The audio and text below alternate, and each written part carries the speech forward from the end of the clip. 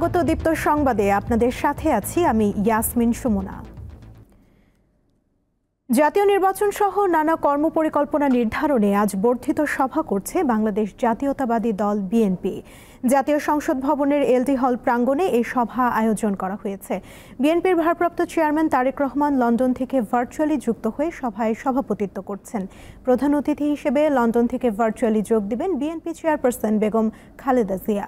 বর্ধিত সভায় দলের জাতীয় স্থায়ী কমিটির সদস্য, চেয়ারপারসনের উপদেষ্টা পরিষদ ও কেন্দ্রীয় নির্বাহী কমিটির সদস্য এবং মহানগর ও জেলার সব থানা, উপজেলা ও পৌর কমিটির সভাপতি, সাধারণ সম্পাদক, আহ্বায়ক ও সদস্য সচিব সহ অন্তত ৪,০০০ নেতা অংশ নিয়েছেন।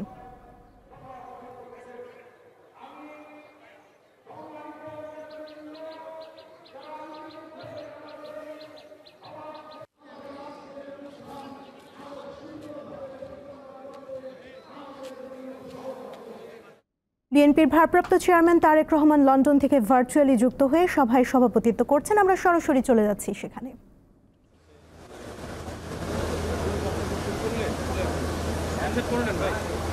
গণহত্যাকারী ফ্যাসিস্ট হাসিনা দেশ ছেড়ে পালানোর পর দেশে গণতান্ত্রিকামী মানুষের সামনে বাংলাদেশকে পুনর্গঠনের এক অপার সম্ভাবনার দ্বার উন্মুক্ত। বিশ্বাস করার জন্য এরই মধ্যে যন্ত্র শুরু হয়েছে। সুকৌশলে রক্ত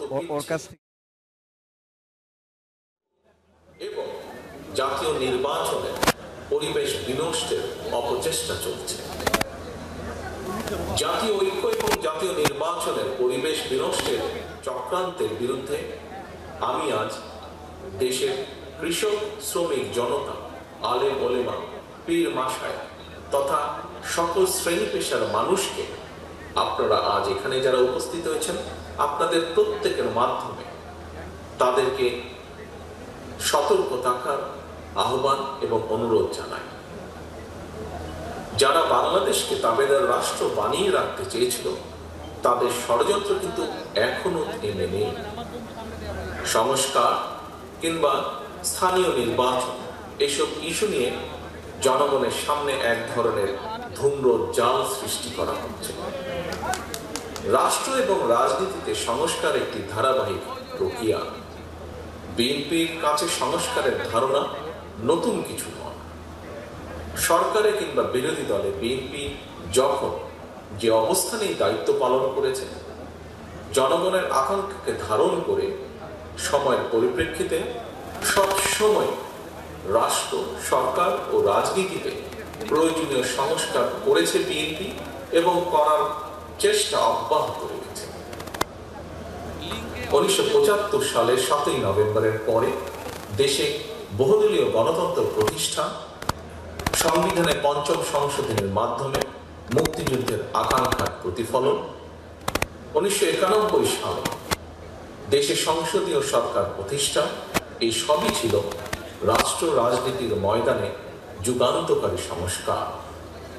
এছাড়া বিভিন্ন মেয়াদে রাষ্ট্র পরিচালনার দায়িত্বে থাকাকালে বিএনপি সরকার স্কুল কলেজে বিনা বেতনে মেয়েদের শিক্ষার সুযোগ সৃষ্টি, রাষ্ট্র ও সমাজে মুক্তিযোদ্ধাদের যথাযথ মূল্যায়ন নিশ্চিত করতে মুক্তিযুদ্ধ মন্ত্রণালয় প্রতিষ্ঠা, বিশ্বের তথ্য প্রযুক্তির সঙ্গে তাল মিলিয়ে বাংলাদেশকে প্রস্তুত রাখতে বিজ্ঞান এবং তথ্য প্রযুক্তি বিষয়ক মন্ত্রণালয় প্রতিষ্ঠা, প্রবাসী বাংলাদেশিদের কল্যাণ নিশ্চিত করতে প্রবাসী কল্যাণ ও বৈদেশিক কর্মসংস্থান মন্ত্রণালয় প্রতিষ্ঠা, সবগুলোই ছিল রাষ্ট্র ও সরকারের কয়েকটি গুরুত্বপূর্ণ সংস্কার। প্রিয় সহকর্মীবৃন্দ, এই ধরনের আরো বহু সংস্কারের উদাহরণ আমরা উপস্থাপন করতে পারব। তবে ষড়যন্ত্রের পথ ধরে পলাতক গণহত্যাকারী স্বৈরাচার রাষ্ট্র ক্ষমতা দখলের পর সংস্কারের সকল পথ বন্ধ করে দেয়। বাংলাদেশকে চিরতরে তাবেদার রাষ্ট্রে পরিণত করে রাখতে গত ১.৫ দশকে দেশের শিক্ষা ব্যবস্থাকে প্রায় ধ্বংস করে দিয়েছিল, দেশের প্রতিরক্ষা ব্যবস্থাকেও নাজুক করে তুলেছিল। টাকা পাচার আর লুটপাট চালিয়ে দেশের অর্থনীতিকে ভঙ্গুর করে দিয়েছিল। অকার্যকর করে দেওয়া হয়েছিল দেশের সকল সাংবিধানিক এবং বিধিবদ্ধ প্রতিষ্ঠান। জনগণের ভোটের অধিকারকে হরণ করে জনগণকে রাজনৈতিকভাবে ক্ষমতাহীন করে দিয়ে দেশের স্বাধীনতা সার্বভৌমত্বকে বিপন্ন করে তুলেছিল। এমন পরিস্থিতিতে রাষ্ট্র, সরকার এবং রাজনীতির গুণগত পরিবর্তনের লক্ষ্যে mother of democracy Begum Khaleda Zia 2017 সালে ভিশন 2030 দিয়েছিলেন। এরই ধারাবাহিকতায় 2022 সালে বিএনপি 27 দফা কর্মসূচি ঘোষণা করে। পরবর্তীতে গণতন্ত্রের পক্ষে রাজনৈতিক দলগুলোর সঙ্গে মত বিনিময়ের মাধ্যমে ঘোষণা করা হয় 31 দফা কর্মসূচি। এই 31 দফা নিয়ে বর্তমানে বিএনপির উদ্যোগে সারা দেশে চলছে জনগণের সঙ্গে সংলাপ। প্রিয় সহকর্মীবৃন্দ, রাষ্ট্র, সরকার, রাজনীতি এবং রাজনৈতিক দল মেরামতের জন্য 31টি হলেও, দফা 31টি হলেও এর চূড়ান্ত লক্ষ্য একটি, এবং সেটি হল একটি নিরাপদ, গণতান্ত্রিক, মানবিক বাংলাদেশ বিনির্মাণ। বিএনপির ভারপ্রাপ্ত চেয়ারম্যান তারেক রহমানের বক্তব্য শুনছিলাম। এবারে আন্তর্জাতিক সংবাদ।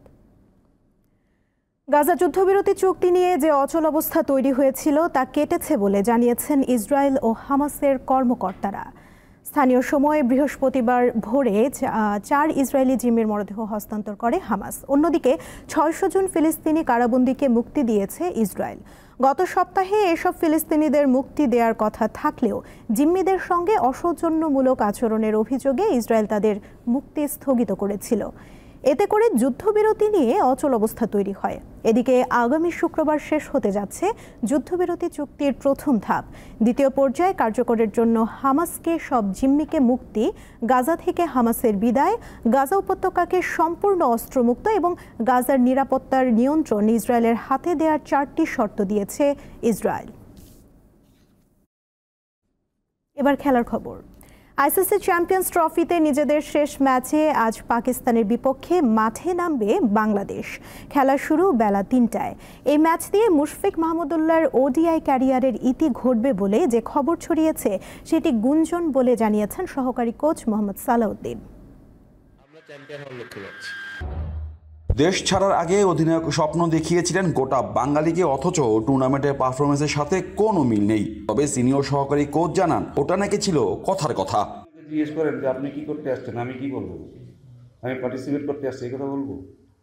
তাহলে আমরা এজ এ ক্যাপ্টেন, সে বাংলাদেশের লিডার, সে যদি স্বপ্ন না দেখে তাহলে আমরা কীভাবে স্বপ্ন দেখব? তা আমাকেও যদি জিজ্ঞেস করেন যে এখানে কেন আসছেন, আমিও কিন্তু বলবো যে আমি ক্যাম্পেনিতে আসছি, পারি বা না পারি। দুই সিনিয়র ক্রিকেটার মুশফিক মাহমুদুল্লাহ শেষ ম্যাচ কিনা জানতে চাওয়া হলে বেশ বিরক্তই হন সিনিয়র সহকারী কোচ। যেহেতু শুনছেন আপনারা এটা রেজাল্ট দিয়ে দিন, কারণ আমরা তো কোনো কিছু শুনি না, ঠিক না? আপনারা যেহেতু শুনছেন আপনারা আপনার মনে আপনাদের পত্রিকার জন্য আপনারা লিখে দিন, আমরা তো এখান থেকে কিছু বলতে পারবো না। অন্যদিকে পরিচিত পরিবেশও প্রত্যাশা পূরণে ব্যর্থ গেল আসলে চ্যাম্পিয়ন পাকিস্তানিরা চাইবে শেষটা রাঙাতে। বাংলাদেশের চেয়েও আমাদের ভালো মানের পেসার আছে। শাহিন আফ্রিদি, রফ ভালো করছে, তাহলে আমাদের চ্যালেঞ্জ কম কোথায়? ম্যাচটা খুব গুরুত্বপূর্ণ দু দলের কাছে, আমরা সেরাটা দিব।